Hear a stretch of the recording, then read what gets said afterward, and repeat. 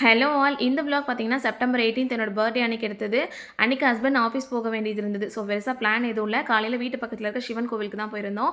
முன்னாடி நாள் நைட்டே தக்காளி தொக்கு ப்ரிப்பேர் பண்ணிட்டு இருந்தேன். கிறித்துவோட பர்த்டே அன்னைக்கு வருஷம் வருஷம் ஒரு 10 to 15 மெம்பர்ஸ்க்கு ஃபுட் டொனேட் பண்ணுவோம். பட் இந்த வருஷம் அந்த தாலி போடுற ஃபங்ஷன் சேம் டேல வச்சதுனால என்னால அதில கான்சன்ட்ரேட் பண்ண முடியல.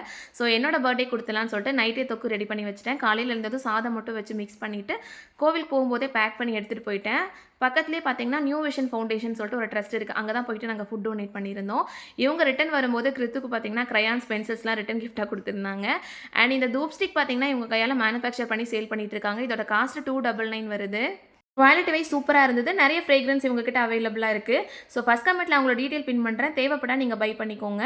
ஃப்ரீயா ஒருத்தருக்கு அமௌண்ட் குடுக்கறதுக்கு பதிலா இந்த மாரி ப்ராடக்ட் வாங்கி ஹெல்ப் பண்ணும்போது கண்டிப்பா அந்த அமௌண்ட் உங்களுக்கு யூஸ்ஃபுல்லா இருக்கும்னு நெனைக்கிறேன். ஸோ உங்களுக்கு விருப்பம் இருந்தா நீங்க பை பண்ணி அவங்களுக்கு ஹெல்ப் பண்ணலாம்.